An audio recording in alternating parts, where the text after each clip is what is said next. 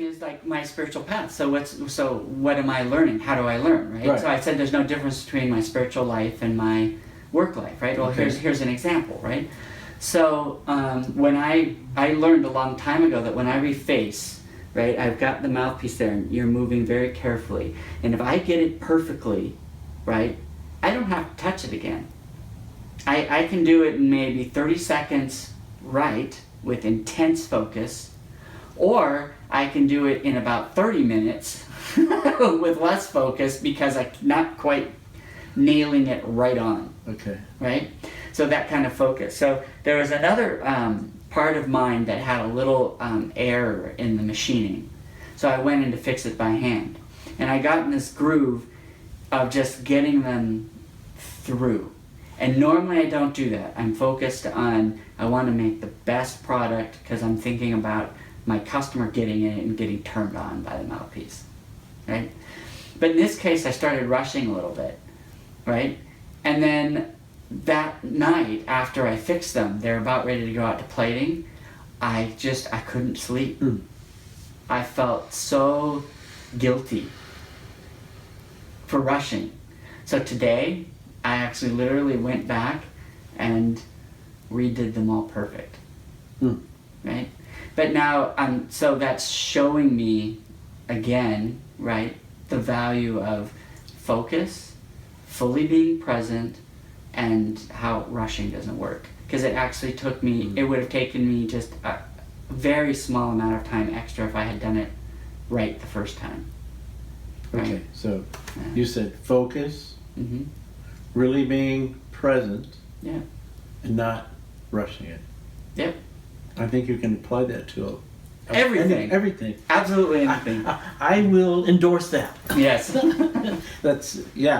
mean, I've noticed if I have something going on and I've really got to get it done and I'm in a rush, it can turn into a disaster real quick. Right. Takes twice as long. It takes 3 times as long sometimes. Or we can sit down, meditate, breathe, let everything go.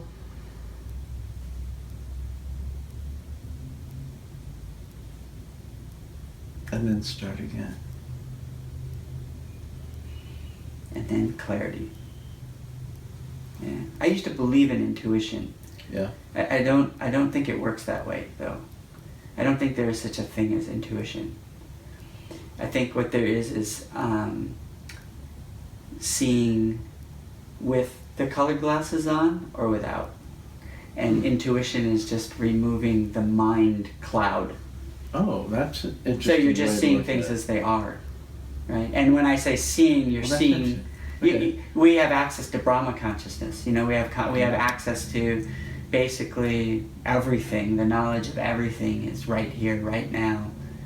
Within it. So if we get to nothing, let go of what it's like the thing. Just stop thinking about what you're thinking about, and then it will just come to you. Well, it's literally how it works. I mean, that's actually a mechanism. Right? I mean, because the mind doesn't have the answer. You have to access the part of you that does have the answer, and that's the not knowing. The not knowing actually is the one that knows. And that's, again, one of those contradictions that which is actually not a contradiction.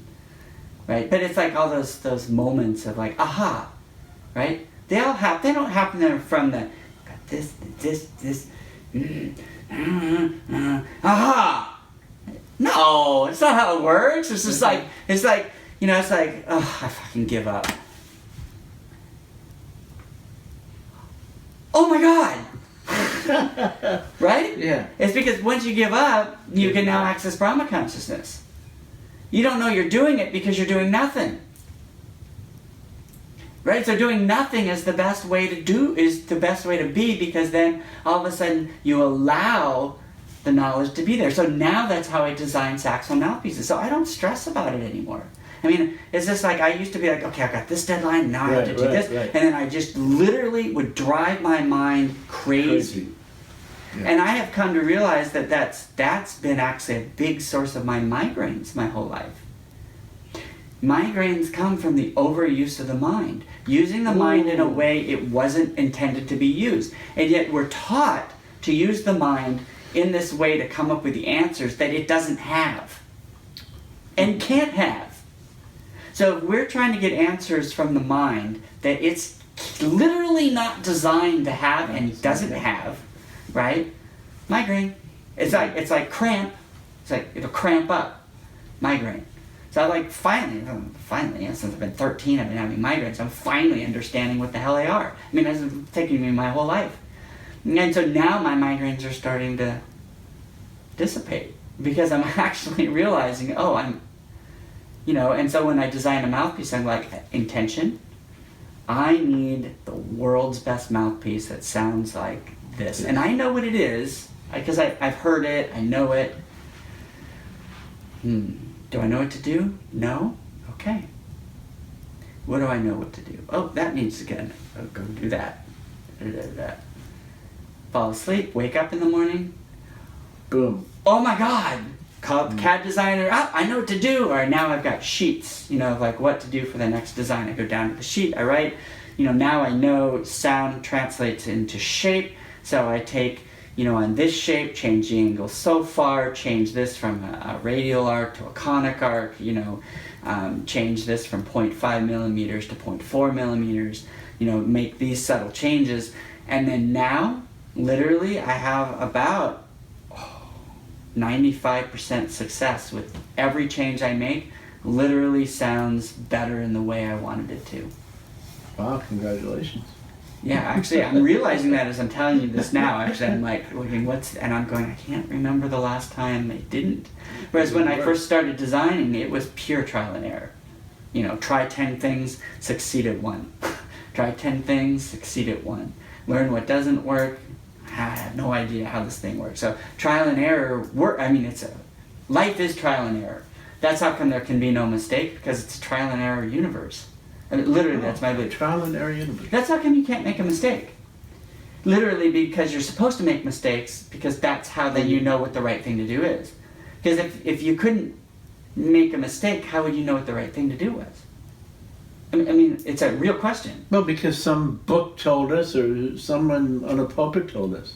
Right. Or some professor told us. Right. Isn't that the way it works, Theo? That's what they say. Okay. Oh, because I was going to ask you the next big question, and that is. Actually, this opens up a whole can of this worms is really spirituality. This is really fascinating about yes. To be able to. You've shared your process with us, really, which is fascinating. But so now I'm going to ask: do all of these realizations happen merely from experience, or did some teacher clue you in, or some master share some fine point that was a key that opened things up for you to be able to understand how to operate this human machine? Yeah, I'd say there's 4 things. Okay. Just popped in my head. See if I can remember them. I mean, literally just popped in my head. But, there's the wise one who told me something that you go, oh yeah, right? Or you just go by faith, or trust, not faith, trust. You just trust them to try it. Okay. Right? And then there's the same wise one who wasn't actually wise, but thought they were wise, who told you something, and then you do it, and then you screw up your life a bit. Ouch! Right? Yeah. And then you start to lose faith. Okay. And then there's the experience that you have that actually works, and then there's all the other ideas that of how I think it should be, right? But it actually isn't really. I'm not checking it out with reality, and I have come to realize that obviously in those there's only two that work, and they're actually the same thing. They're actually the third one. So the only one that actually works is my own experience. That's it. Only my own experience tells me what's real. And anything I'm experiencing is real. Right? So this whole thing, life is an illusion, is incredibly dangerous thought, because it leads into this life's not real. And I met this guy once. Right. He went to this amazing, he was at Advaita, and Yes. he did the Who Am I process, Right. you know, I've talked about before. Who am I? And then he had that experience of I am nothing. Okay. And then he was like, well, I'm nothing. I need nothing. I'm attached to nothing. And he had the legitimate, real experience. Okay. And then he gave his car away, and he gave away, you know, all these things because he didn't need anything. Right. And then I was sitting with him like a month later, and we're sitting there, and he's going, giving my car away and all my it was one of the stupidest things I've ever done. It was just like, how do I get places now? You know, it's just like, okay. yeah, and that's the Advaita trap, is then realizing, okay, I'm nothing, right? Without realizing that you're still completely integrated and one with everything, and you need to completely participate 100% in what's happening right now in this moment, right? Because they both are equally true. So Advaita realizes the full truth of half. The full truth of half of Yes. the story. That's right. Oh. Because in the moment, it feels like the whole truth. Okay. Right? But if you go to, there's nothing I'm not connected to. There's nothing I'm not a part of. You know, you can break it down, sharing air, you know, the butterfly theory, right? We share air, we affect each other, you know, if someone coughs, they got a cold, they pass it on, Right. 10 degrees of separation. Right. You know, we're connected to absolutely everything, right? So everything you do impacts everything, which is absolutely true too, That is absolutely true. right? So which is the truth? Well, they both are. It's just so happens that the mind, right, is not capable of grasping the deepest truth. Hence, if you try to, migraine. Right? It's true. As soon as you said it, I just started to get a little migraine. Right Yes, there. yes, it I hurts. was If right you now. try to understand. But if I just go, there's no you. Yeah. You can just watch it all happening, and you're not responsible for any of it. You can go, yeah.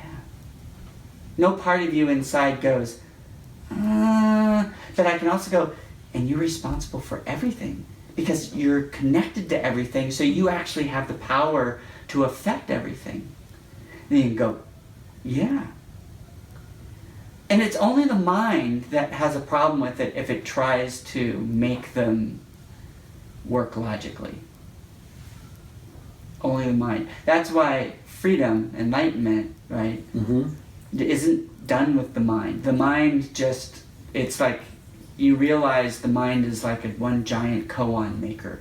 You know, it's like eventually, you know, the mind will just short out. You know, it's like find yourself, like go back, find yourself, then pretty soon your mind goes, and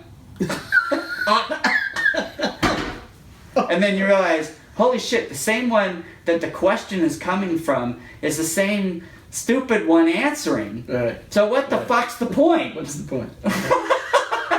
You know, I mean, okay, I don't know. Oh, thank God.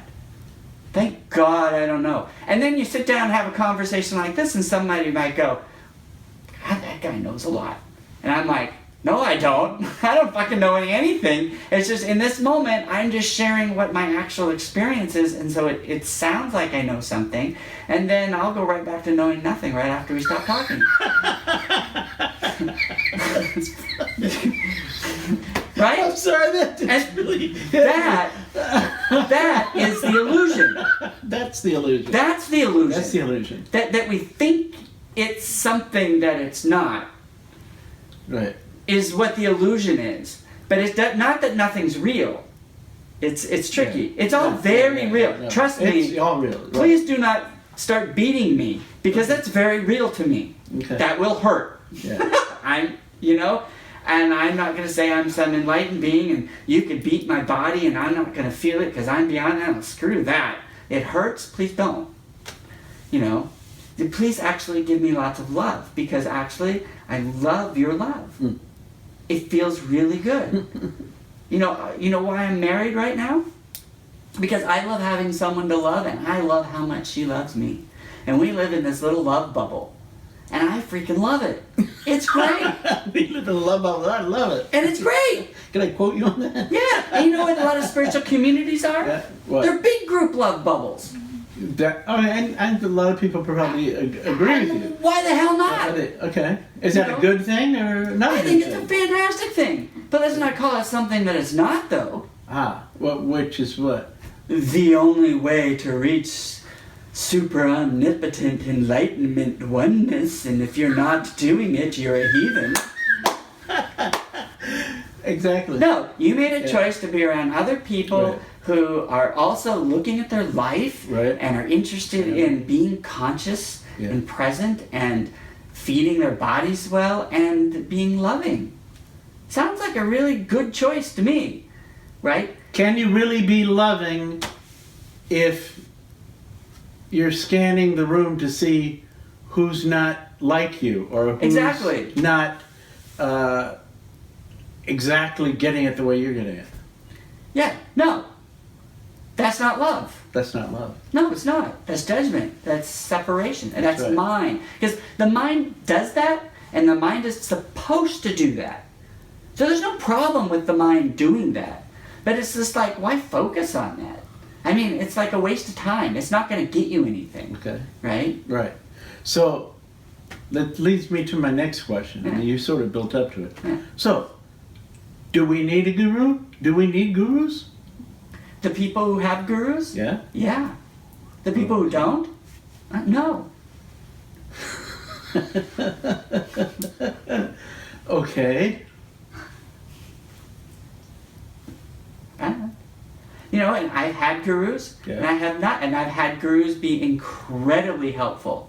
Right. Just absolutely incredibly helpful. Like, I don't even know how I could have realized some of the things I did without gurus. Can you give an example? Yeah, I mean, it's like, I've had, 2 of those, you know, like, Advaita kind of, I am now, like, the experience for me, like, the first time was the entire universe, everything collapsed inside itself, turned inside out, and then I went on the other side. Okay. It's like everything turned inside out, the entire universe, and now I was in that nothing. Right? I went from that thinking that there was this something, and I was trying to become enlightened, to all of a sudden I am nothing, I don't exist, and out of me comes everything. You know, and that's the not a bindu. You know, that's like the shunyata, emptiness, right? That then through the nada bindu, creation forms through the divine mother's womb, you know, if you're talking like Hinduism, Okay. right? And then creation is formed, and then you have birth, life, death, back to the nada bindu, back to the emptiness, right? So, you know, generator, operator, destroyer, back, right? But from nothing comes something. Even physics has proven that now. Right. Right? And that's just, and so literally who you are, who I am, who everybody is nothing. And yet we are also at the same time something. So it's not like we were nothing, Right. now we became something, then we go back to nothing. No. No. We are concurrently in this moment nothing and something. We're both right now. But our focus may be more, like if you meditate, all of a sudden my focus can go on the nothing, and I can experience that. And then when I'm working or talking to you, my focus is on you, so I'm very much a something, right? And I see no reason to understand it any deeper than that, okay? Because it's like, it sounds very philosophical, but I'm just describing my experience in this moment, you know? So it's like, and it's not spiritual. It's literally just how it is. It's like, if I remove all the spiritual bullshit, enlightenment, remove it all, get rid of it all, and just be here, participate, and have a fucking great time, you know? And treat people right. Yeah, because actually if you will naturally do that, because that's our nature. It's like, that's how come I know God is good. I remember, it's like, you know, how, like, if you sit here and you do nothing, if I sit in meditation, right, here's the proof that God is good, okay? Literally, it's the proof, okay? I sit in meditation and I'm like,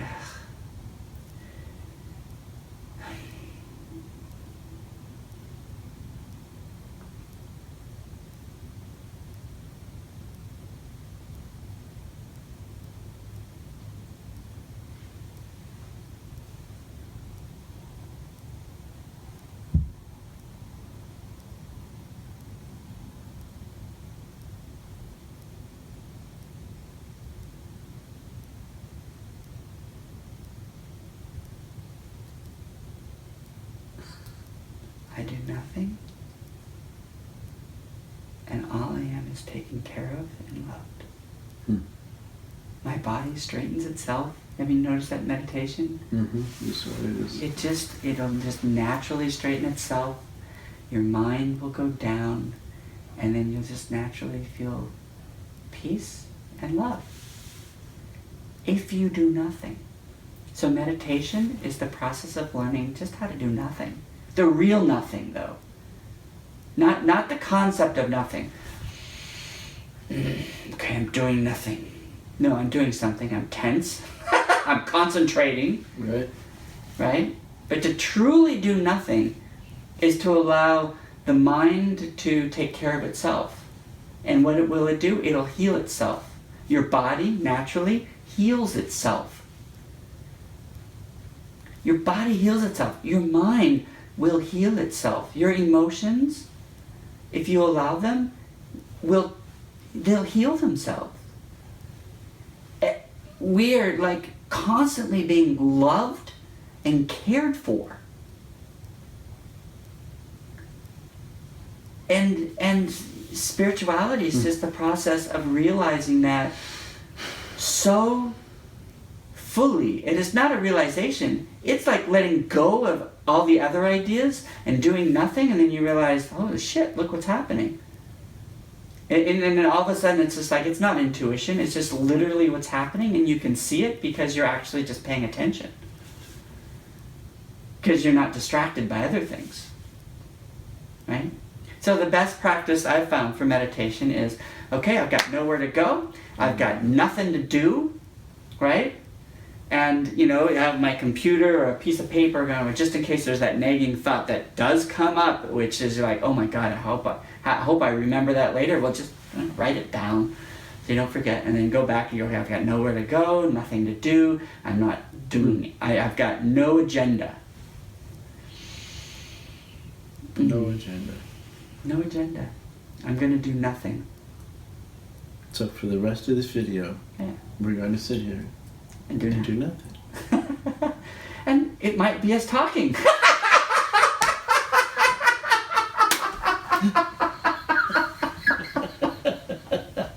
Okay. Oh, good. I don't know. Are you winding the podcast up? Well, I'm trying to. Where do you go from nothingness? I mean, from letting everything go. Yeah, but the key with that is also participating fully. Because like doing nothing and participating fully are the two halves of the same coin. Right? Yeah. Because otherwise, most of the time, spiritual people, and I say this with all due love, because this was me, and I went through hell. I mean, literally went through hell to, you know, get my ass kicked by God because I asked for it, you know, to learn it. You know, but it's just like, just doing, just not being involved in things is avoidance. It's not doing nothing. Right. It's avoidance. It's Not doing doing something. So, which I think was the point that was coming through looking at what people were saying in spiritual circles and what some of the well-known teachers in America were saying about this election. And one thing that seemed to be common with all of them was saying that exact same thing, that, you know, it's not avoidance, you know. doing nothing is not avoidance. That's right. Avoidance is not the point. It's just the opposite Yeah. of avoidance. Yeah.